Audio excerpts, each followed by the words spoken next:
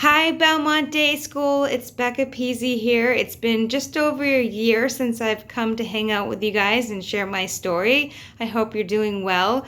For those of you that don't know me, my name's Becca Peasy, and I've been in Belmont my entire life, minus the college years. I am best known for running 7 marathons on 7 continents in 7 days. And people ask me, why did you do that? And for me, it was an opportunity to make history and to show my daughter that you can do anything you put your mind to if you believe in yourself. So my motto for my training was get comfortable with being uncomfortable and you will make it. You'll cross that finish line. And I pretty much trained through the entire year. So that meant running 70 to 100 miles per week, CrossFit, personal training, yoga for runners, everything that I could do, because not finishing this race was not an option for me. So I went to Canada to train in freezing conditions that would be similar to Antarctica. I did sauna training to prep my mind and body for Africa, and I worked really hard over the course of the year. So I'll kind of talk about that and how I did it. And people want to know about the journey. And for me, in my training, I envisioned success. I envisioned winning. I crossed the finish line over and over in my head hundreds of times, and that will motivate you. And my advice is to have 2 goals all the time. So one goal will happen on an exceptional day, and the other is kind of like your backup goal. If that exceptional day isn't happening, you can kind of regroup, shake it off, and go for that goal number 2. One runner who I admire and proud to call a friend is Shalane Flanagan. And one thing that Shalane Flanagan says is, are you doing everything in your training to have a successful race? Are you doing everything? Are you laying it all out there in your training, race day, to have a good race? And that's something that I constantly think of. It's so important to keep a positive attitude no matter what, even when you make a mistake. And over these middle school years, as you prep for high school, you want to be disciplined and you want to challenge yourself, and that will prepare you for high school. So learn the importance of working hard. This is a fact. The more time and effort you put into working at your sport, the more successful that you'll be. And the only way to improve is to put time and effort into practicing and playing. And oftentimes you can reach out to a family member and say, will you come throw the ball with me? Or will you come running with me? And that makes it a little more fun. Those that put in the work usually end up being the better skilled athletes.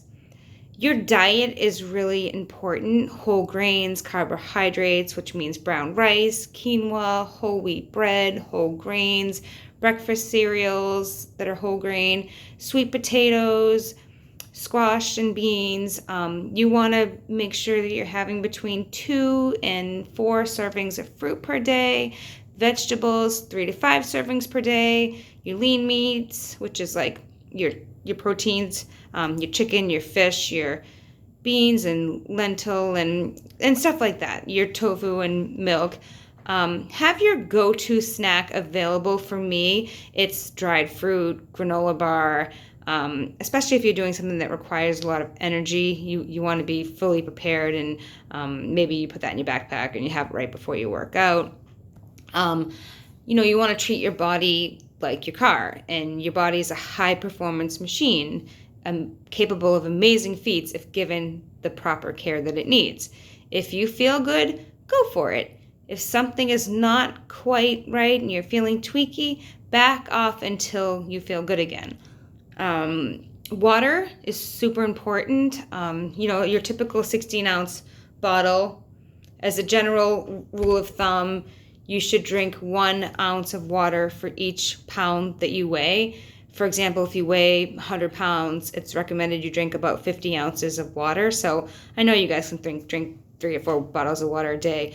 Use a reusable Nalgene bottle if you want. That works too. Stay on schedule for eating, stay regimented, sleep and eat right. It's recommended that at your age in the middle school, you get about 8 to 9 hours a night. Athletes who sleep more have more energy. They also benefit from shorter reaction times, reduced risks of injury, better accuracy, faster speeds, and a stronger mental game, which is so important. Going to sleep early can be tough, but it's the best decisions that you can do to be successful. Sometimes white noise and reading a book helps me at night. I know that when I put those two on, I can fall asleep quicker. Also, super important to remember that 2 nights before a big event really matters a lot. So try and remember that consistent, proper sleep that carries you through your training. One thing it's important to remember is to be coachable. One of the best compliments I've ever received in my entire career was that I was a coachable athlete. And what does a coachable athlete mean? It means that you're open to asking and receiving feedback from your coach so that you can improve as an athlete. And you don't take things personally. You're not feeling criticized. Instead, you're seeing this as an opportunity to grow and be a better athlete. You definitely want to trust in your training, trust your coaches. They're highly skilled. They know what they're doing. And remember that it's okay to make mistakes. And they are learning experiences. If you make a mistake, just get up, shake it off, go for it again, and learn from it. And I have messed up so hard on some of my biggest race stages, and I came back even stronger. So remember, that's okay. Super important to respect your teammates, your opponents, and always thank your refs and umps after the game. It just makes you that much more of a better athlete, and just say, hey, thanks for the game. Especially if it's not going your way, it's noble to do that. And when I was last speaking at Belmont Day, one of the students asked me if I had a book. So at the time, it was in the making. So I'm so excited to share that my book, Becca's Feet on Feet, here it is. It's here. I'm donating some copies to your book, to the Belmont Day Library, which I'm really excited about. And, I often tell people to dream big, take chances, and believe in yourself, because when you do, anything is possible. So I'm happy to come sign any book that you're interested in having. I wrote the book for my daughter, and it just talks about, believing in yourself and taking chances. And I kind of wanted the book to look a lot like the Polar Express, and maybe some of you will recognize this front page. So, and it just kind of walks you through my journey. And, here's a picture of me actually running in Antarctica. And, running on a glacier was intimidating, and the sun was blinding, and the wind was totally fierce, but it was one of the most incredible experiences of my life. My dad titled the book Becca's Feet on Feet. He took me to my first race when I was 6 years old, so having the support behind him was incredible. And he's my biggest role model, and it's nice to really have him to look up to. And it talks about just being from Belmont. And my one question people always ask me are, what's next? So I'm currently finishing out the 50 states. I just ran my 17th Boston Marathon and run Kona Ironman, which I'm really looking forward to. And that's another big feat. And then eventually I think I'd like to run across America, which would be about 54 miles a day for 56 days. So one thing that I did once I finished the first 777, people were like, what's next? What can you do next? And I thought, why not take this opportunity to run it again and run it faster and stronger? So I reached out to, Tom Brady's company, TB12, had heard about what I was doing, and they reached out to me and they said, we would love to train you. And I said, well, what do you know about running? And they said, nothing, but we know a whole lot about the human body. And I thought, well, if it works for Tom Brady, it's going to work for me. So I went to TB12 in Foxborough and worked out about 3 or 4 days a week, and that was an incredible experience, and to have these people, this team of people on me was really exciting. So I'll never forget that I was taught about pliability, which is just working on your body and using kind of like resistant bands, and that was really awesome, and foam rolling, and just really taking care of your body to make sure that you can be race day ready or event ready. And I got to meet Tom Brady, and that was really cool. So some more in the book. Let's see. So what's it like to run in Antarctica? So you run on a glacier, which is like really intimidating. It was like we got a passport stamp from Antarctica, but crossing the finish line, with the Russian Illusion, which is a military style plane next to us, that was like definitely something to remember. One of the best days of my life. And then getting into, because I believed in myself, it was, and I crossed the finish line and everything. My parents were live on Skype. It was just something that I will never, ever forget. And if you can see, I got into the Guinness Book of World Records, which was like really awesome. That was really fun. I think I told some of you guys when I was there to see you last.